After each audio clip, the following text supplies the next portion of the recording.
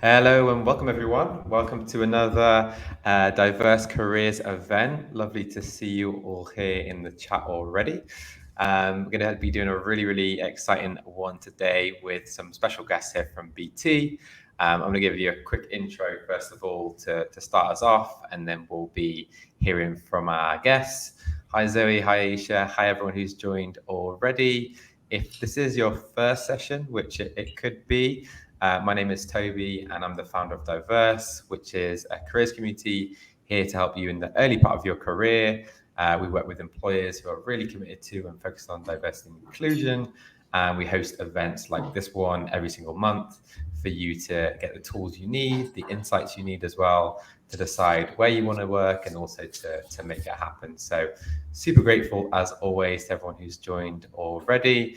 Some of you may know as well, we share job opportunities, and we're going to be talking about some of those today. And we're going to share those mostly via our newsletter, which is going to come weekly with a variety of different opportunities. And if you need any advice on applications, interviews, all that sort of stuff, we've got guides on all of that on our website, which you can see is pinned to the top of the chat. And as I said, today we're going to be focusing on BT, who have their placements and graduate schemes going live on Friday. So you're getting a bit of a sneak peek, a bit of a spoiler into a bit about those schemes. And we've got guests from BT who've done both the placement and also a graduate scheme as well. So I'm going to introduce the guests now. Please do keep the comments coming. It's lovely to see. And also throughout, love to see those questions. So you can see there's a question tab with a little question mark. Anything you want to know from our guests or from me, I guess, please do let us know in the questions tab, and then we'll get to those towards the end. So without further ado, let's introduce Basura and Maya. Thanks so much for giving up some time. Really appreciate it. Basura, do you want to start with a little bit of an intro? Let us know who you are and also what you do at BT. Hi, yeah. So my name is Basira. I'm on the sales graduate scheme at BT in enterprise, which for all intents and purposes, let's just say BT, which is still part. It's still part of BT anyway. My kind of journey into BT, I guess, is that I was my background sort of in biotechnology and biotech, which is biomedical sciences and biotech. Yeah, I want to be in an industry which is also kind of cutting edge. So I started looking into tech roles, and I went into the grad scheme. The sales grad scheme kind of just fit my personality and what I wanted to get involved with. But yeah, I just applied straight into the grad scheme. Perfect. And Maya, how about yourself? So, hey everyone, I'm Maya and I'm a second year HR graduate at BT Enterprise. So, as you can probably tell from the accent, I am from Manchester and I studied management at the University of Leeds, alongside also doing an industrial placement year here at BT on their commercial management scheme. So, I'm a huge fan of traveling, reading, and in my spare time, I also love to make a good TikTok of my adventures in London, basically being a tourist. So yeah, my current role at the moment is working with the early careers team, where I am involved with loads of cool activities that basically shapes the future of talent at BT, and I really love it. Awesome, amazing. I guess we're going to need to plug your TikTok definitely. So by the end of it, make sure you shout out your handle. Maybe that'll be how we end. Thanks for those intros, and guys in the audience, please do, as I said, drop your questions in the question tab throughout, so we can make this really interactive, really specific to you as well. We've got around an hour with our guests, so let's try and get the absolute most out of it. I know what it's like usually when you go into lectures, you're listening in, you're listening out, but this is going to be a really engaging and interesting session. So really do make sure you dive in, and please do comment as well. Let us know what types of schemes you're interested in. Is it a business role, sales roles, HR, tech? Just drop in a comment with one word of what you think you might be looking for in a graduate scheme or a placement. We've got experience on both sides of those things, so we're going to be talking a little bit about both. I actually also did the BT graduate scheme back in the day, so we've kind of got three, I guess, BT grads in a way. That was many years ago, back in like 2017. So I can give you my perspective on all of that as well. But why don't we start with why BT? Because I think that's a really important question. So how did you both come to the conclusion that BT was the right place for you to kind of start or really progress your career? And I'll let either of you jump in on that one. Yeah, sure. I don't mind kicking off. So why did I choose BT? Well, for my placement year, I actually had 2 offers in the end. Totally was not expecting that. One was from IBM and the other one was from BT. So I did ask myself the question, why BT and why not the other one? Well, firstly, for me, it was the location of BT. It was fantastic in central London. But I also knew that there would be real opportunities for me to flourish here at BT. And what's more, I also knew that, if you performed really well consistently throughout your placement, then you'd be highly likely to receive a graduate offer after, which would have taken a lot of pressure off my shoulders for final year, which is indeed what happened when I received my grad offer to return. But I also chose BT because of the huge scope of the company and some of the amazing things which they do for the country in terms of national infrastructure, for example. And, it's a great space to join as well in some of the cool things which we're doing technology-wise. But yeah, that's why I chose to join. Very impressive. BT and IBM, impressive brands there. Wow. I applied for IBM back in the day, but didn't get through. So you won ahead of me there. That's 2 out of 2 you've got. How about yourself, Sarah? Yeah, so I think my background was kind of in like bioscience and biotech. There aren't actually that many grad schemes in that field, but I knew I wanted to try a lot of different things, and I knew I really liked that the energy that such a field has in terms of innovate or die, and so I started looking into tech companies, and I looked into BT, and I think one thing that people will tell you, but I think I really realized to be true, is that along the recruitment process, you learn more about the company, and you also continuously ask yourself why BT, and you get to figure out if it's for you or not.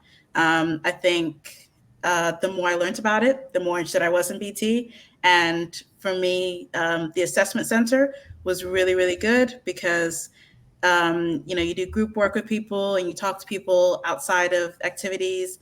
And everybody was really nice, and it was really easy to talk to them, which is, to me, it said something about the kind of people BT like to hire.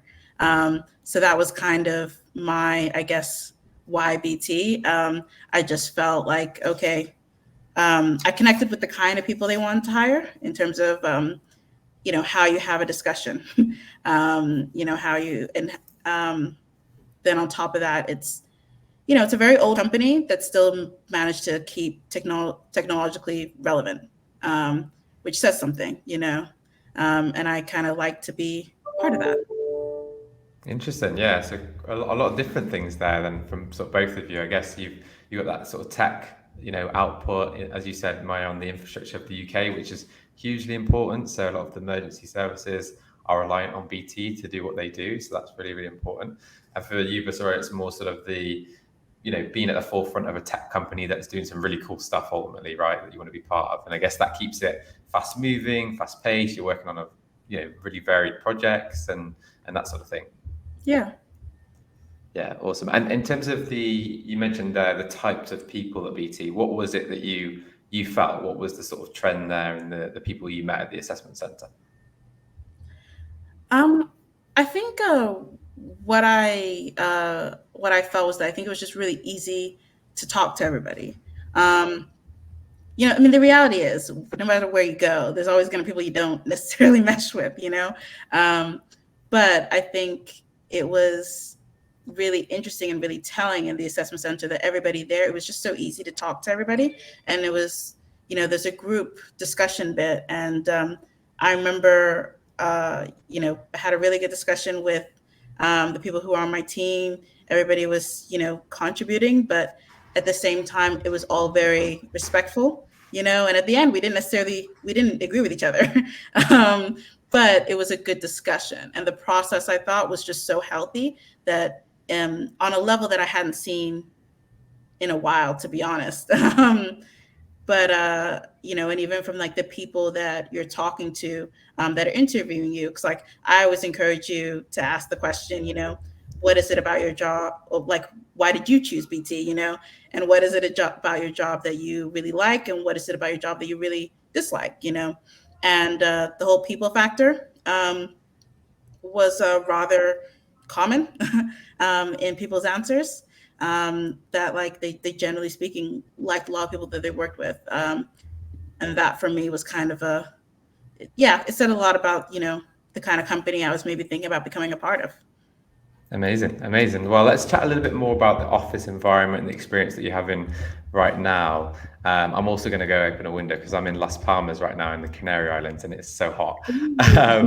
And so I'm going to let Maya talk a little bit about the offices. I know you said you're from Manchester, but you're obviously based in London. So why don't you tell us a little about how that works? Because I'm sure there's going to be tons of people from across the UK who are interested in, working in different parts of the UK. Perfect. Yeah. So for me, I currently am based in the London HQ, which is in Aldgate East. So recently we've had a new office, which is super glamorous, and it definitely gives me main character energy on my walks to work in the morning in this super stylish setting. So yeah, I go into the office, I'm going to say about 3 times per week, and work from home the other 2 days. So I think it's really good also to come into the office as much as you can and to align it with your team. So also when they come into the office, so you can really kind of make the most of the experience and learn from others. So that's kind of how often I come into the office. But I mean, if I really wanted to, if I went home, for example, for the weekend, if I wanted a longer weekend in Manchester, I could work in the Manchester office for, a day or two.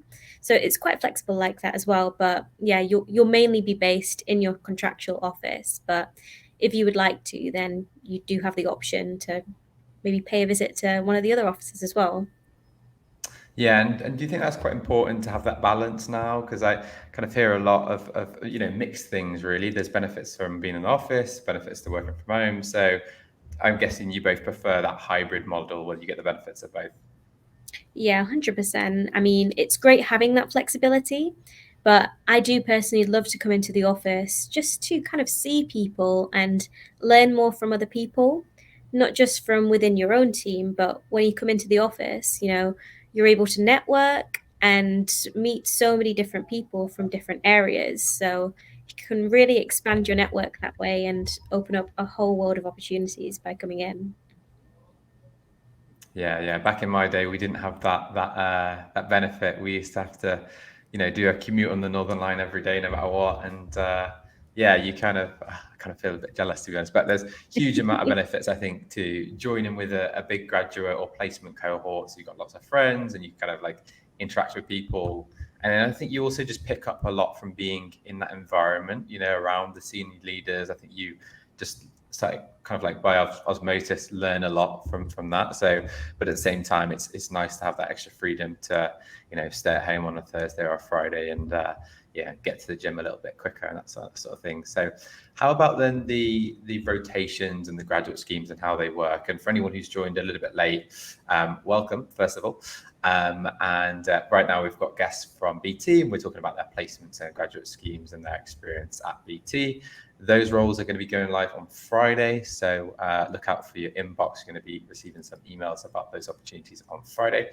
But it'd be great as well to hear a little bit about how they work in terms of, the rotations. How long is each one? Do you get to choose what you're doing? Is there a difference between the placements and the graduate rotations? Free reign on that one. Yeah, I can talk about some of the different graduate schemes which we've got open, or which will be opening, should I say, towards the later half of the week. So in terms of the graduate schemes in enterprise specifically, we will have 3. So the first one will be a sales graduate scheme, and the locations where this will be available will be in Belfast, Birmingham, Bristol, London, and Manchester. Then you've also got your commercial management graduate scheme, and that's based in Belfast, Birmingham, Bristol, London, Manchester again. And then you've got your technical consultancy graduates. And these guys are based in Bristol and Belfast. Then for your industrial placements, so the scheme which I was on, it was a commercial management industrial placement scheme. And again, those are available in Birmingham, Bristol, Belfast, London, and Manchester as well. So with the graduate schemes, they'll be 2 years long, and throughout those 2 years, you will be kind of based in 3 different rotations throughout the business. So, for example, if you want to apply for the commercial management graduate program, you could be based for a couple of months in finance for your first rotation. You could be based in HR for your second rotation. And then for your third rotation, you might be based in marketing. So it gives you a really well-rounded view if you decide to join on that scheme. Whereas with the industrial placement program, in terms of commercial management, that will be kind of just based in that one role throughout your duration, and you'll be kind of developing your exposure and experience in that one role. So yeah, that's a little bit about the schemes. Basira, do you have anything to add on that one? Like the sales grad scheme, I know you're on. Yeah, I mean, I think another thing, important thing to add there is that, like, we're both in enterprise. So those are the kind of enterprise specific schemes, but there are different, like, pillars, if you will, or sectors, that's it, of BT, that have other grad schemes as well open. I know the sales grad scheme in enterprise is a little bit different to the one in global. Both are very good. I've heard very good things, but it might be worth thinking about also what kind of grad scheme suits you. So I'm on a rotational sales grad scheme. So I do rotate onto onto a new role every 8 months. It's 3 rotations in 2 years. But I know the sales grad scheme in global, for example, is just it's more, I think, I don't know if so it's early careers, but it's more of one role where you just kind of trained in those 2 years to do that sales role. The benefit of that is that, you can get, not promotions, but not bonus. So bad because I'm on sales. Commission? But commission, that's it. Yep. And it's so bad because I'm on the sales grad scheme. But the good thing about that is that you can get commission, and you're getting trained in one role specifically. So some people really enjoy that. For me, I wanted the rotations. I wanted to move around. And I think there's a lot of benefits to doing that in terms of networking, in terms of seeing, you get to see a lot in terms of not just what happens in your own team and learn from that. By nature of being in a different team, you're in a different side of BT, so you might get to see other roles that you might not directly be involved with, but that kind of exposure to be able to be like, oh, actually, that looks kind of interesting. I want to learn more about that, or I might want to do that. Is quite nice. And I'm sure Maya agrees with me on this, that like BT's huge. It's huge. So there's literally so much you could do that, getting the opportunity to see a lot of the different sections of BT is definitely worth it.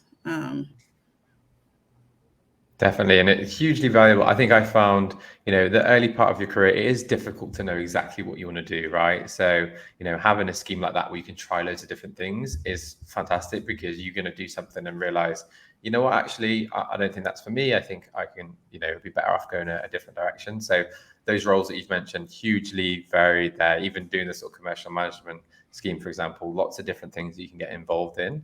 And Maya, I think you mentioned when we chatted before, your placement was in a slightly different area to the one that you're working in now.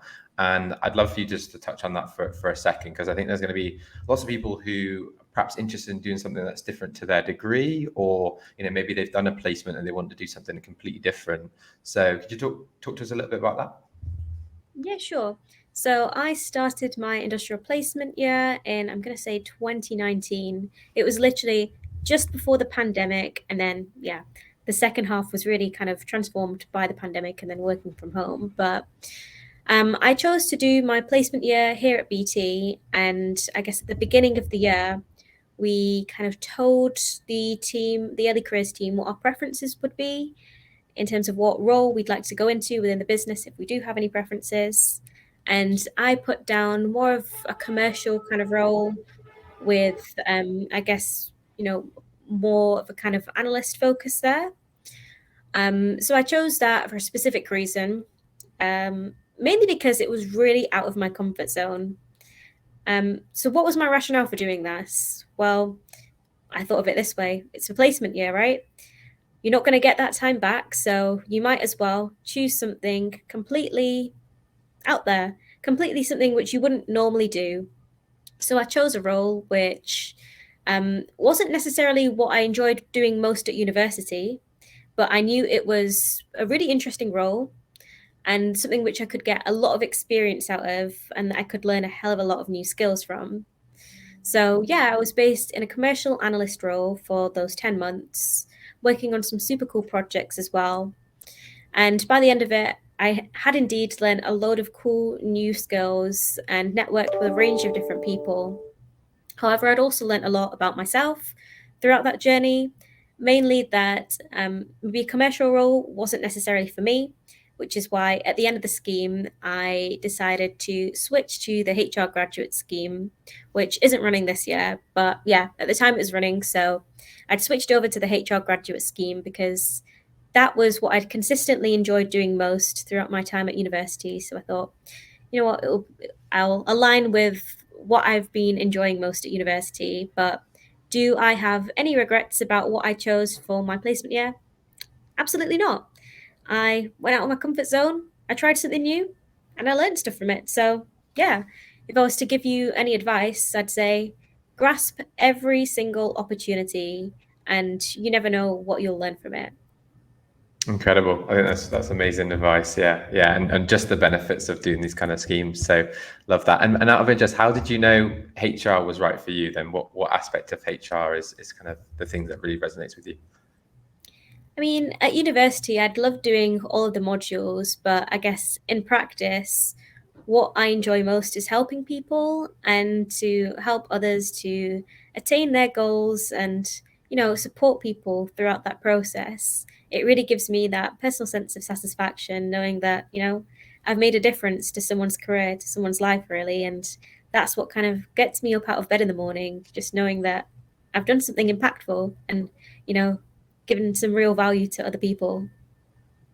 Amazing. And yeah, tons of that today as well. So yeah, let's keep it rolling. And I guess over to you as well, but Basura. So in terms of your sales roles, I think that's an interesting one. Sometimes there's a little bit of I don't think people have a clear idea always of what sales actually is. And actually just to take a step back, both our guests here are in BT Enterprise, which is the B2B side of the BT. So they serve other organizations, the public sector, and so on, as opposed to, the consumer side of things, which is where I used to work, which is, what maybe you'll be familiar with in terms of your Wi-Fi that you have at home or BT Sport and things like that.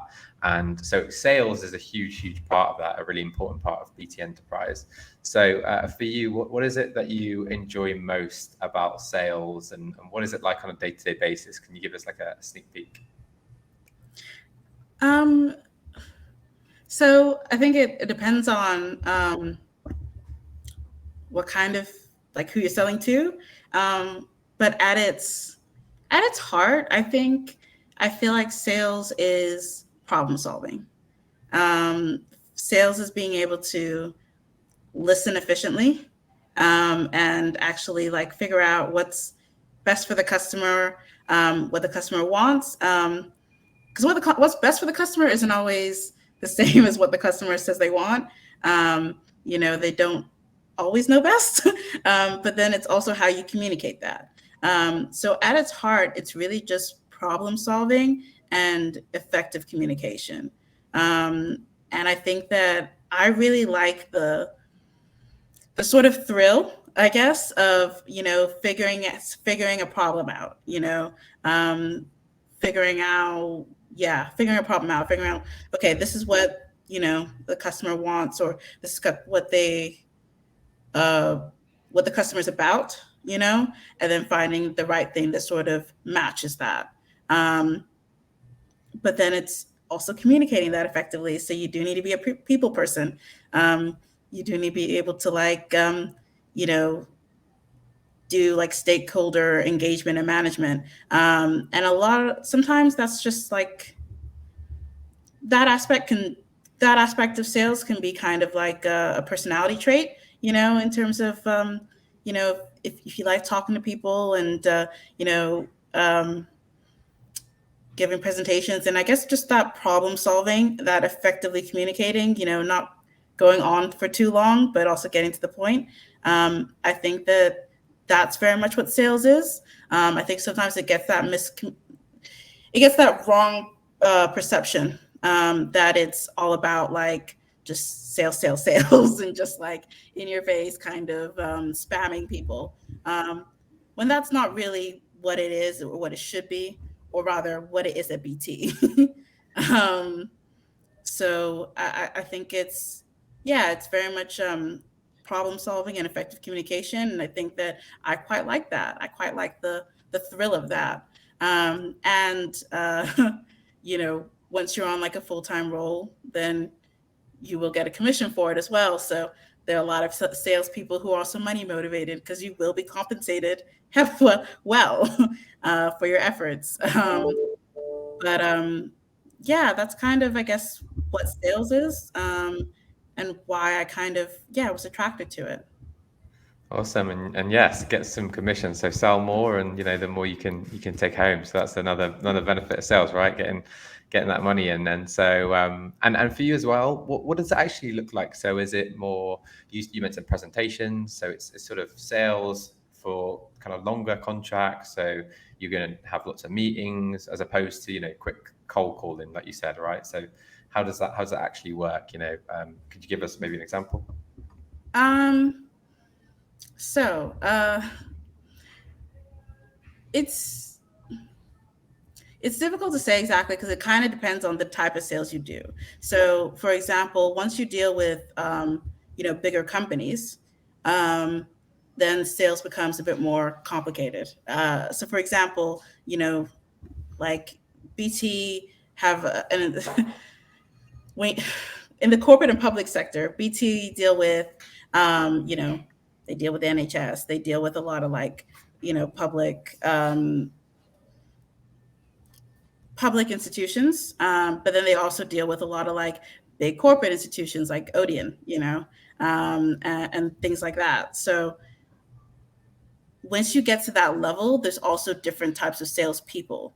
Some people are more in the terms of the account management, and so they'll do a lot of the like just managing relationships. Managing a relationship with the customer, so making sure that they're just taken care of.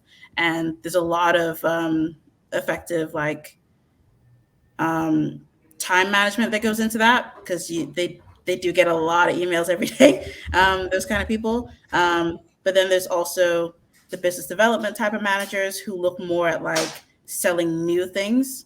I think it's hard for me to exactly say what it is, but I think a lot of it is just it's a lot of calls, it's a lot of face-to-face meetings, which is kind of hard coming out of COVID. But it's a lot of it's a lot of calls and a lot of face-to-face meeting and building that relationship. And then I think there's a lot that goes into just fielding emails, and just having that right kind of time management. No, absolutely. And that context, I think, really helps. So thanks for taking us through that. And I think one of the great things about sales is you can really see the impact of what you're doing, right? It's like a very tangible, contribution to the business. And I think an incredible skill that will kind of always make you employable, if you're able to contribute to revenue of a business. I think that's amazing for anyone who's maybe keen on business and sales, like I think.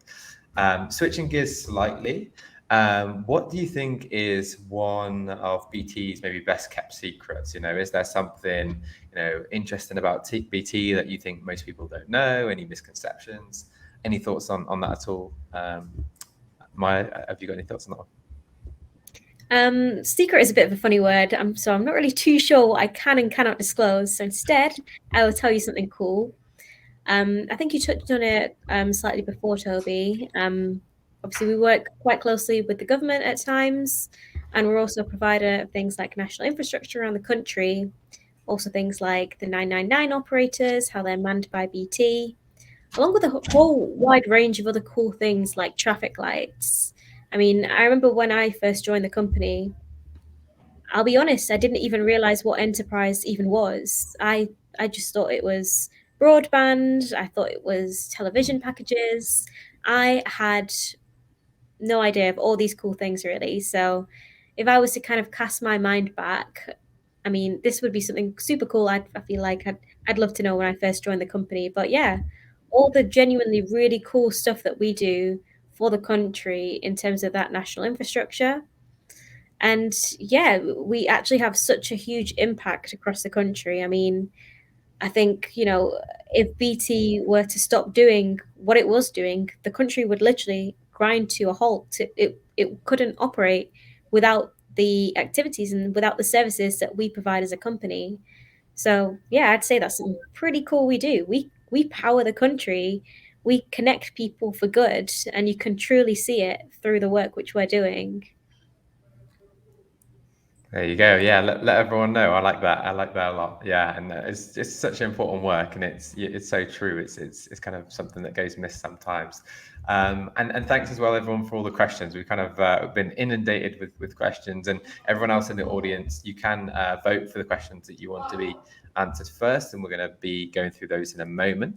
We've got one that's going to be around ethnicity networks and well-being, and I did want to touch on that in just a moment. So should we have a quick chat about that, everyone? So do you feel really supported from, I guess, an overall well-being standpoint? So you've got your diversity and ethnicity networks, but also support for mental health, as I understand it. So whoever wants to take that one, and any thoughts to share on that?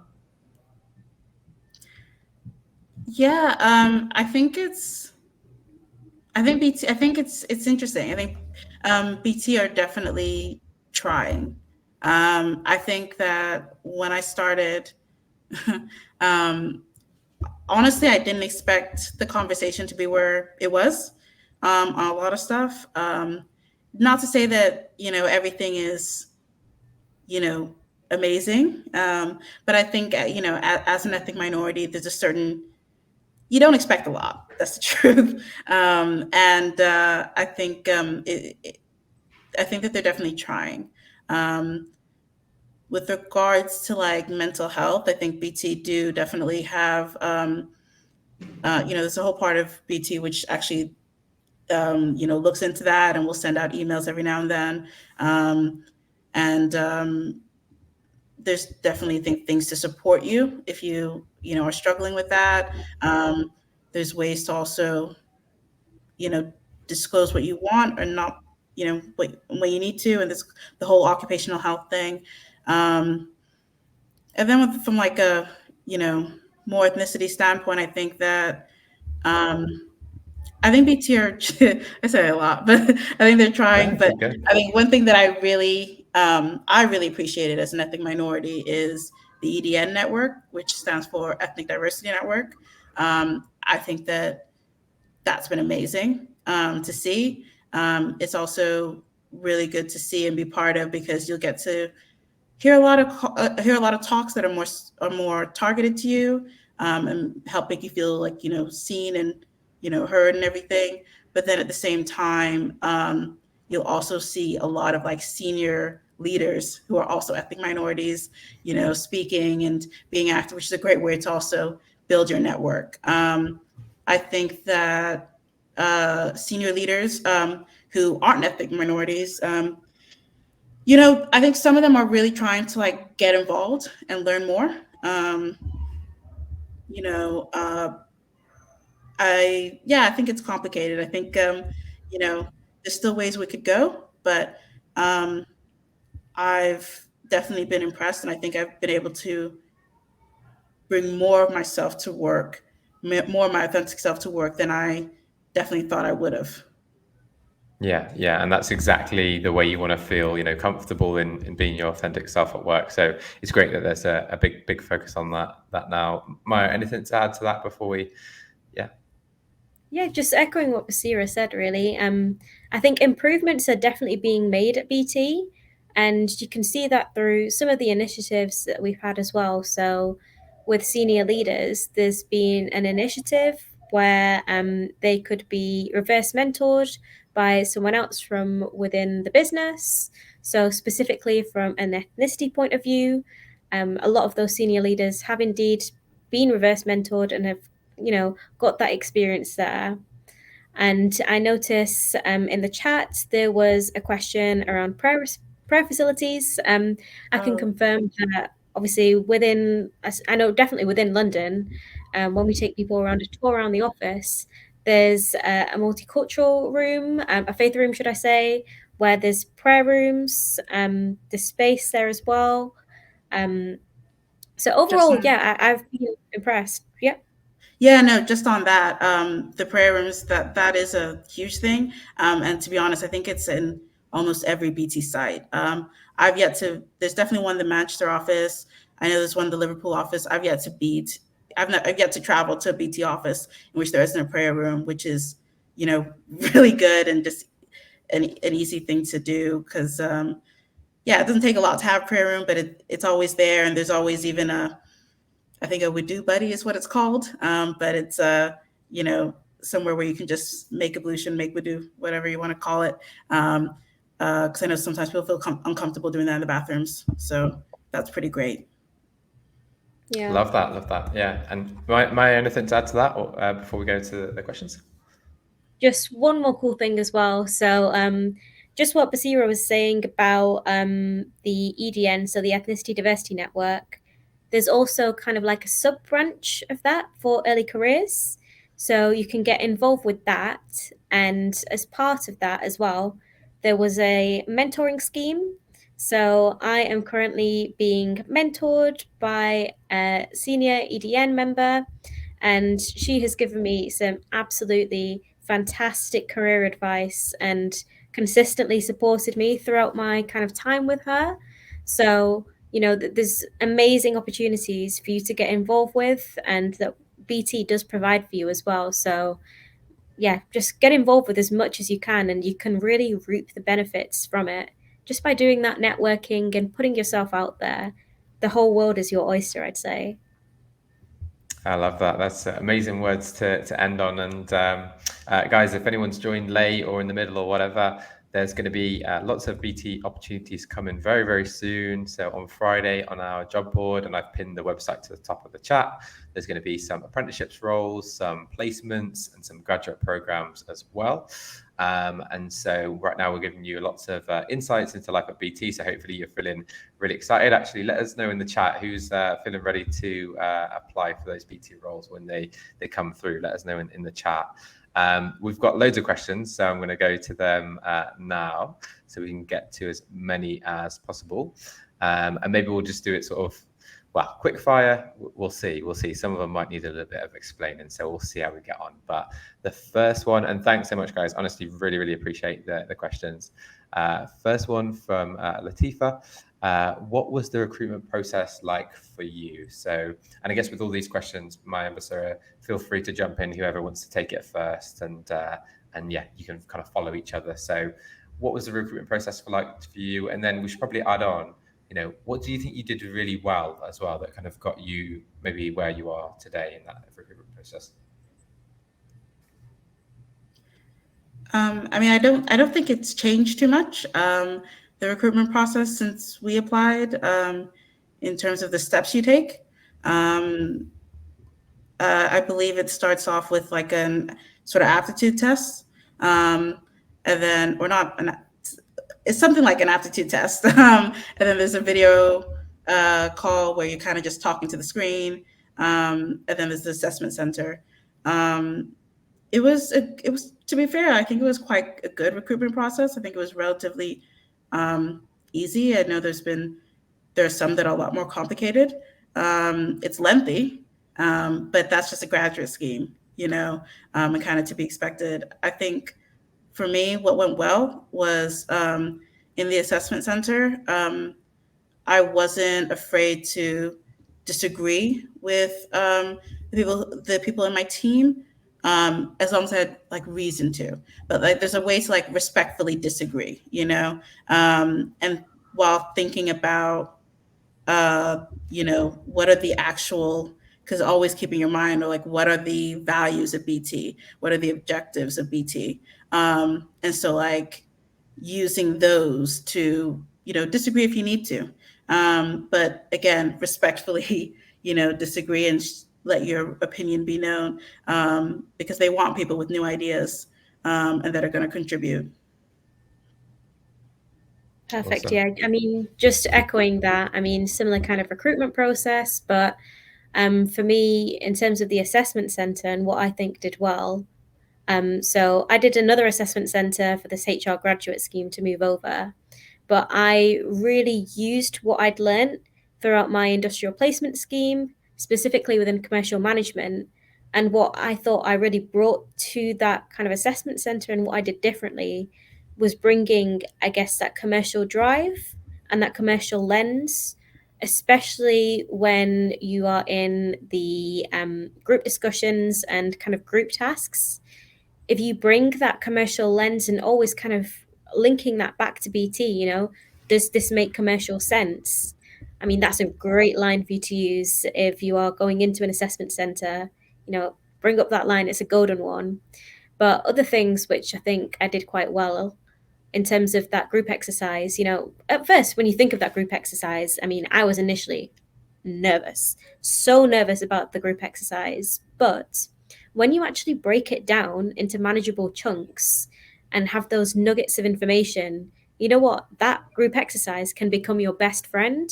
And, you can really shine in that group exercise. A good way to do so is thinking strategically. So, I mean, what do you mean by that? Well, at the beginning of a task, for example, when you kind of come back as a group and you're now having to work on this problem together, it's really good if you're the one who initially says to everyone, look, guys, how do we want to approach this task? I think the strategy should be within our 25 minutes, we'll split it up into, 5 minutes on A, 5 minutes on B, 5 minutes on C. And then we'll use the remainder of the time to kind of discuss as a group and come up with a conclusion. How does that sound to you? Okay, brilliant. So I'll just take note of the times throughout this and I'll let you know when 5 minutes have passed. So if you're the one who is actually setting that scene and setting that strategy, you are in such an amazing place. You don't have to necessarily be the one to be shouting out all throughout that group exercise. No. You don't need to be the one who's constantly talking. Nope. You need to be the one who, when you actually are speaking, what you're saying makes sense. And what you're saying is, golden nuggets of information. Doesn't have to be a whole storybook. You can just say a few lines. But if it makes sense, oh boy, you've cracked it. So yeah, that group exercise, it can be your best friend. So don't be afraid of it. Embrace it. And even if you're not confident, trust me, I was not confident. I was bricking it, super nervous. Fake that confidence, take those kind of tips on board, and you will be flying through it. Don't worry. Oh, I love that. I hope everyone's making notes. Honestly, these are the real things that make a huge difference in your assessment centers, either with BT or with other organizations as well. So really do, guys, listen and learn from that. So as Basura said, disagreeing, but respectfully, and, sort of acknowledging people's views, giving your own, thinking strategically about what we're doing. So giving a bit of structure to your plan, and being that person who says, what do you think about that? That in terms of that overview that Maya mentioned, and then also thinking, does it make commercial sense? Think about the organizations, the products, the services that you see in the real world. Would they do what you're sort of talking about in the group exercise? So love that. Let's keep that advice coming. That was brilliant. Another question here from Carter: how long does it take typically to get an offer if successful? So what is the full length of the process? I think, Basura, you mentioned it usually takes quite a while, right, to get yourself in there. I meant more like from beginning to end, like it'll take months. But I think after you've done the assessment center, honestly, it's been a while now, but I don't feel like it. I feel like it. I feel like it took about 2 weeks. Um, yeah, but I feel like it could take up to a month, maybe. But cause I feel like I was surprised when they called me because they had told me longer. um, but yeah, I don't know. What do you think, Maya? I mean, like all kind of recruitment processes for pretty much every graduate company, right? It takes a long time from start to finish, but um, it's been a while for me as well. I think I heard back within 2 weeks, so not too bad. I think it's just kind of in line with what other companies are doing, really, and I guess the time frames there are pretty standard. Yeah. Perfect. Yeah. So for the whole process, a couple of months, because bear in mind, a big organization like BT, lots of opportunities, lots of applications. You guys are going to be top of the pile because you're listening and you're learning to our guests here. But it does take a bit of time to go through that process and all those steps that we talked about. But then pretty quick once you pass that assessment center. So, question from Heidi. What are the starting salaries of the early career scheme? So I'm not sure if we're able to give the exact numbers, but I don't know, Maya, if there's like a range you can share or anything like that. I'm not sure. I believe that it's recently changed. I'm gonna say about 29K, but I think that might have recently changed. But along those lines, I'd say. Good to know. Yeah. And another one here from Heidi. Could you tell us a little bit more about the work culture? For example, is there flexibility with working from home? I think we covered off that. There's a sort of hybrid model there where you can come in for a few days, work from home for a few days. And is it generally 9 to 5? I think that depends on your manager. Some managers might want you to be in at a specific time to, but even those times that might be more for when you are in the office, if the whole team's coming in. But I also know a lot of people I think don't necessarily care too much about what the hours are as long as you're working the hours. So I know some people like to do like 8:30 to like 4:30. 8:30 to 4:30. Does that sound right? I think some people like to do 8:30 to 5 with an hour lunch. 8:30 to 4:30, maybe with half an hour. It depends on what you're like, I guess, and what your manager um, is like. Yeah, some might be specific, but I think a lot of the time it's just be somewhere reasonable within the range of, I would say, 8 till 5:30. And Maya, what's your typical working hours like normally? I'd say that kind of varies depending on what rotation you're in, what team you're in, and also if it's quite seasonal. So during early careers, as you can imagine, it can get quite seasonal. So your hours in this team might be a bit upped at certain times, but generally about 9 to 5:30, anywhere between 5 to 6 ish usually. So kind of standard hours there really. But like I said, it depends. If it's a busy season, then obviously expect to put in a couple of extra hours. But yeah, everyone is super supportive, and if you're ever struggling, your manager is always there on hand to support you and provide additional support when needed.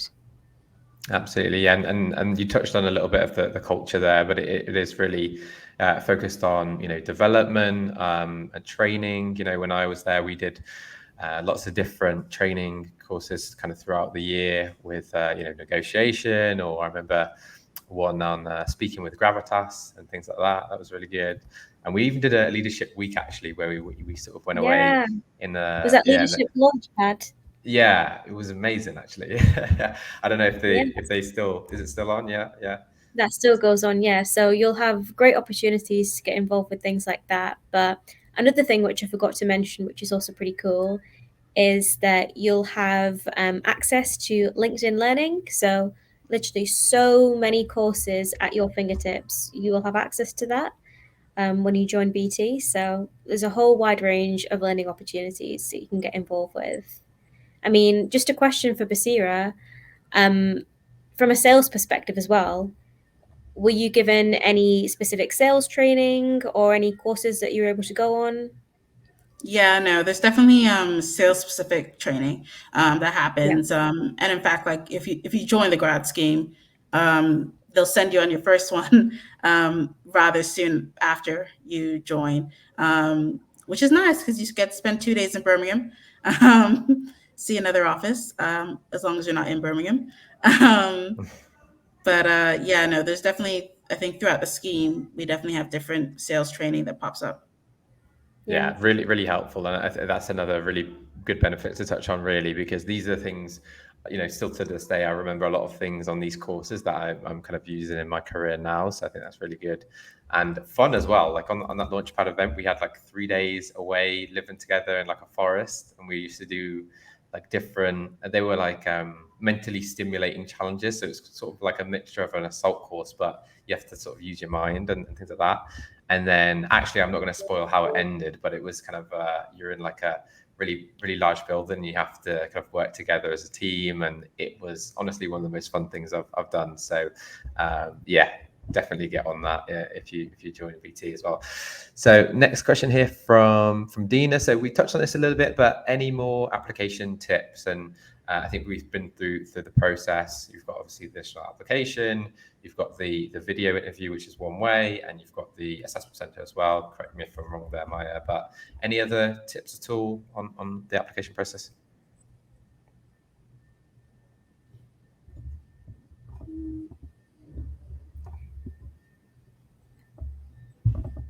I'd say when it comes to your interview, or I guess generally for video interviews or the in-person interview for the assessment center, a good thing to include when you're actually answering the questions at the end of everything, you might have heard of the STAR method, but also include an L. So L stands for learning. So at the end of every single answer, what have you learned from that? So I think that's a fantastic way where you can kind of encourage reflection and show that, you've learned from the process and that you've developed as a result of it. So yeah, if you're ever answering any questions at the end of it, make sure you tag along what you've actually learned from it and how you can bring that into the role maybe. Definitely, that really shows a really good sort of self-awareness trait in that interview there. So that's terrific advice. Another question here from Riyadh on whether there are any marketing internships available at BT as well, and insight weeks. And I suppose of the BT enterprise roles, there isn't a marketing specific position is there, but BT is a huge organization, so consumer, I guess there's more marketing roles there in consumer. Any idea on when they're launching, Maya? I know that's different department, right? So no. Sorry, I only know enterprise. Sorry. No worries. But typically September, so keep an eye out for those. And yeah, we'll let you know as these roles come through, really. So Friday is going to be the big day where there's going to be these opportunities live. And one thing I would say, actually, another piece of advice with the application process is, do try to apply early as well. It really does help to make sure you're, well, number one, not missing deadlines, but also, the earlier you get your application seen, the sooner you can get through to the interview assessment stages as well. So do balance that with making a very tailored and specific application, but definitely try and get that in early. And we touched a little bit. Actually, Mike, could you explain within the tech scheme, do you know which areas within tech that is, what that sort of covers? Not particularly sure on the specifics, but previously we've had technology consultants. Not particularly sure what their exact projects are, but I know we do offer the scheme.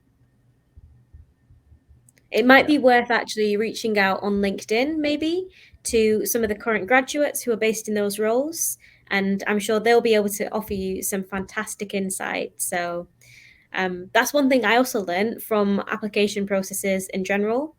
Before you go into any assessment center, what I'd used to do is reach out to people on LinkedIn, specifically people who are in the current graduate role.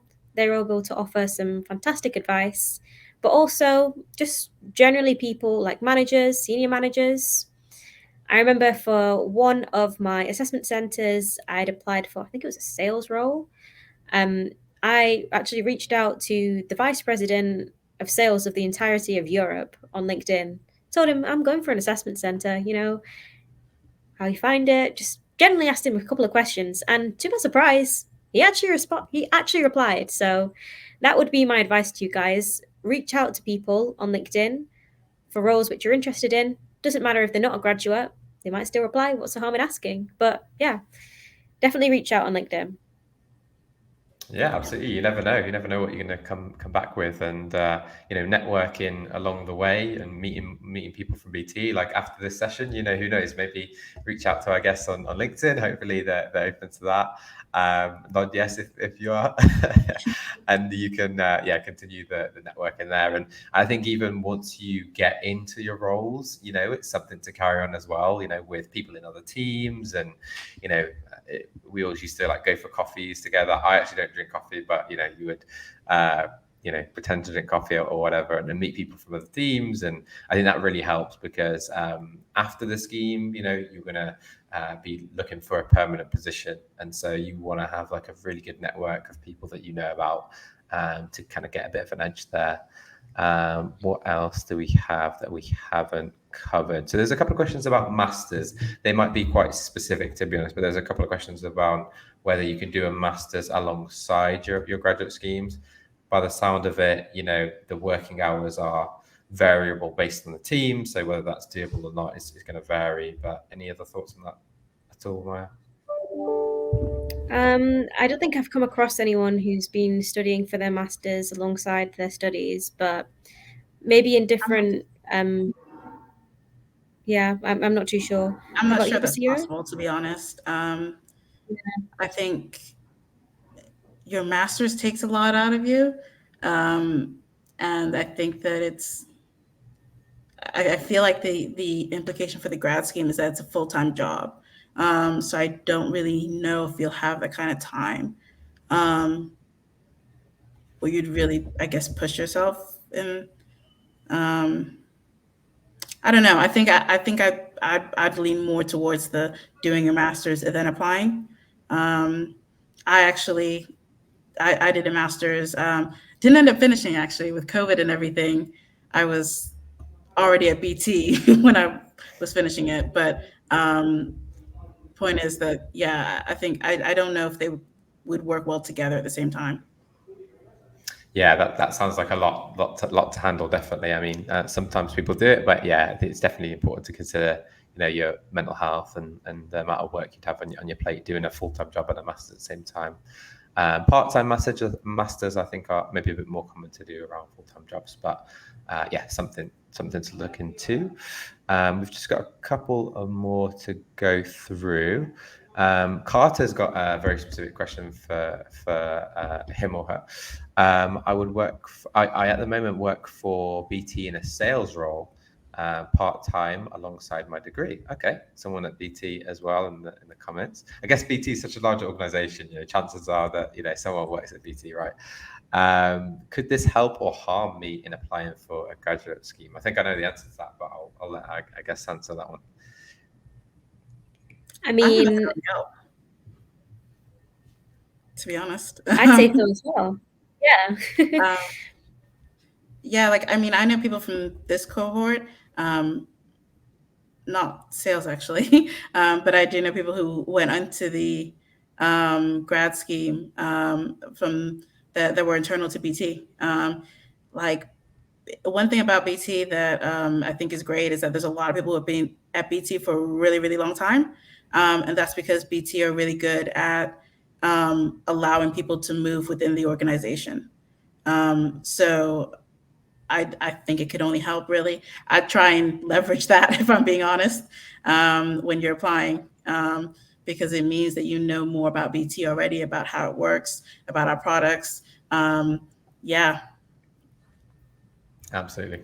100% agree. It's definitely going to be something that helps. And, I think it's fairly common for people to move up through the business from a variety of different roles, whether it's field work or sales or whatever. So definitely can't shout about that in your application, and best luck with your application as well. Just one last one here from Habib. Just in terms of when they actually start. So the roles are going to go live on Friday, and the graduate schemes and the placements start next year, don't they, Maya? So September, Right. October 2023. Brilliant. Fantastic. So I guess just to start to wind down and wrap up, I know we've just hit the hour mark, but I think there's one of the main questions we did want to hit on, and I'll give you both a chance to answer this one, is just any last piece of careers advice, really. So is there, and I think probably the best way to ask it is, what do you wish you knew, back at this point for you when you're in your final year of university or your second year of university? What did you wish you knew now about your career, sort of looking back? What would you tell your sort of younger self that you think would be beneficial to know? Who wants to go first with that one? That's a tough one. You both want more thinking time. No, I can go. Yeah. Go for it. I actually kind of have two things, but the main thing is there's a lot of pressure in terms of figuring out exactly what you want to do, and I think that it's very unnecessary. I would say worry a lot less about figuring out exactly what you want to do, and think a lot more about widening your experiences and widening what you're exposed to and following things that interest you. The way, like Maya talked about what she did in placement versus what she did in the grad scheme, right? She doesn't regret the process, but it got her one step closer to what she wanted to actually do. And I think that there needs to be, don't worry too much about, okay, I really need to figure out what I want to do, end goal in 10, 20 years time, because that might change. Worry just about, what interests you now. What do you think, is going to be, you're still going to be interested in maybe a few years time, I think that, yeah, you don't need to have that pressure of figuring your life out right now. I think that that's definitely something that I wish I'd kind of known with more, I guess, like assertiveness or more confidence, that, it's okay to also just feel like, okay, I'm enjoying this right now, but I'm also trying to figure things out. Lead into that, in everything, actually, that curiosity is really, really good. And the second thing, really quickly, is don't sleep on networking. There's no, easier way to put that. But networking is really, really important. It will help you a lot. It'll help you get through career opportunities, but it'll also help in your day-to-day work, future jobs. I don't know if any of you guys have watched shows like Succession or Suits, but it's the wealthy people do so well because they're good at networking. Point being, though, yeah, it really is very important. So try and push yourself to let's talk to this person I don't know, or link up with this person on LinkedIn that I, don't know. At the end of the day, you have zero contact with them now. If you try it, worst come to worst, you'll still have zero contact with them because they'll ignore the message. But most people, will be like, oh, okay, yeah. And then you've struck up a conversation rather.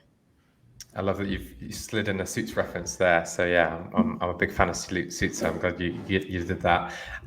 Two really important points, but I just wanted to go back to the first one. Actually, I think that's something that is quite common. We hear that quite often of candidates, I think, putting a bit too much pressure on themselves to really figure it out and get into exactly the role that you want it to be in. And as you said, Maya was doing something different for a placement to what she's done now. So, but Sarah, for you, do you feel now? Is that something you've overcome now, and you kind of put a lot less pressure on yourself and the sort of day-to-day role to, kind of be perfect and kind of worry too much about, next year and the year after? Is that something you think you've kind of come to terms with now and got used to, or is that still an ongoing challenge? Honestly, I think I got used to it now.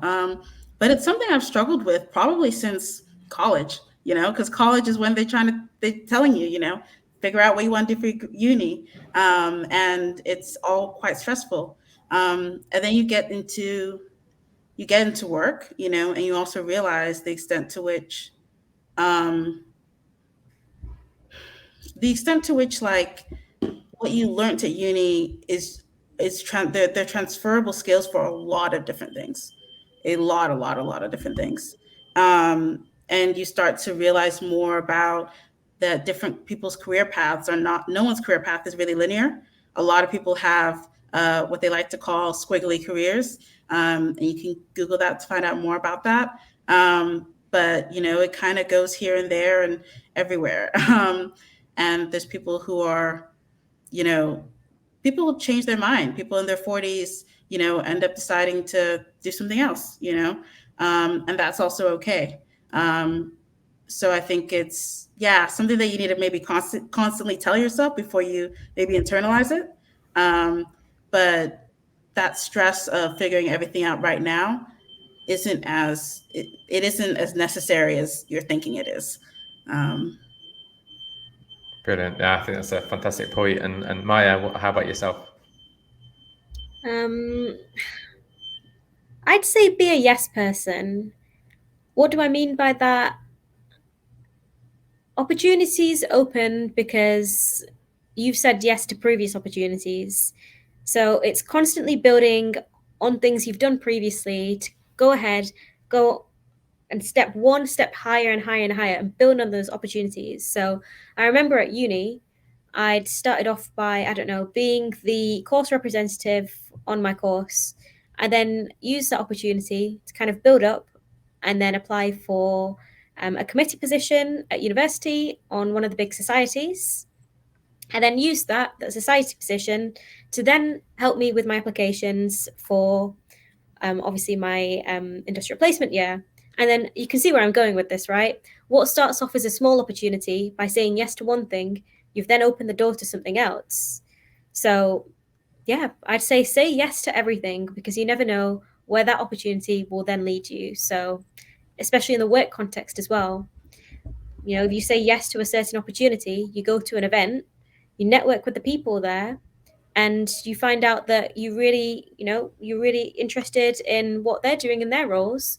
You've then opened up the opportunity to then speak with them about their team, about their roles, and it works throughout all aspects of your life, not just throughout university and applying for jobs, but you then bring that kind of skill into the workplace, and you'll find that it will take you to some really far places.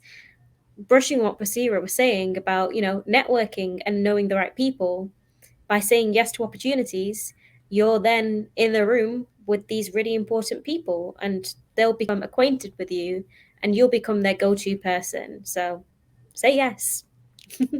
Awesome. Say yes. And one last very, very important question, Maya. What is your TikTok handle? Oh, what is it again? I think it's Maya Varma 10. I'll leave it in the comment section. Yeah, you do that now. I'll give you a second to do that. And also just wanted to say a big thank you to both of you. Honestly, I think you've been absolutely terrific. I think you've been really, really honest. You've given some kind of very specific examples. You've given us some inspiration, bit of everything. So I think everyone, we've been quite spoiled. As we close out, please do guys put a comment. Let me know what you thought of this. What did you like about it? How did you think it helped you? And please do drop in the comments. What are your thoughts on this and how it went? And I also wanted to ask as well. I'm going to throw up a very quick poll here. Be perfect for you next time. A couple of housekeeping as well. Actually, we've got another event coming up in October. So that's going to be October the 6th, which is going to be all about the creative industry. So if there's any creatives out there, I think Lola is in the comments. Lola, it'd be amazing if you could drop the link to our events page. We're going to be hosting that on the 6th of September, as I mentioned, all about building a career and getting into the creative space. And then a couple of weeks later, on October the 19th, we're going to be doing a session with Unidays about building a tech career. So whether it's creative or tech, we've got something for everyone. So do come over to those. Lola's going to put the link to the event in the chat. And I've just put up a quick poll here as well. Let us know, what type of time would you prefer for the next session? Is it 3 p.m., 4 p.m., 5 p.m., 6 p.m.? What is best for you? So I'm going to leave that up there for a little bit. Maya, have you put in your handle? Where is it? I can't see it. I have indeed. It's Maya Varma 10. It might have got lost in the comments somewhere. I'm going to put it up again. Maya Varma 10. Ah, there we go. There we go. You know what? I'm going to pin it to the top. There we go, so everyone can see it. Awesome. So again, guys, just last a reminder, roles going live on Friday. Definitely recommend thinking about what you've learned in this session, thinking about the BT values, thinking about the culture, thinking about what really resonated with you from today. If I was you, I also would probably mention it in the application process. If I got to the assessment center or an interview that I'd been to this session, and I maybe specifically highlight something that was mentioned, that can be really, really powerful to helping you stand out. And, because you've really taken an hour and 10 minutes, we've got a bit over, out of your day to learn a bit more about BT, which is an amazing sign. So do look out for those. But lastly, just wanted to say again to our lovely guests here, amazing session. Thanks so much for giving up some time. It's been hugely, hugely valuable, and I hope you enjoyed it as well. Yeah, it's been great. Thanks for having me. Thanks so much. Amazing. No problem. I'm going to end the broadcast in 1 second. So before I do, drop comments in the chat, whatever you want to leave our guests with. And just last thing, best of luck with those BT applications. And I'm sure you can go out there and do it. So thanks very much, everyone. I'm going to close out there. Thank you.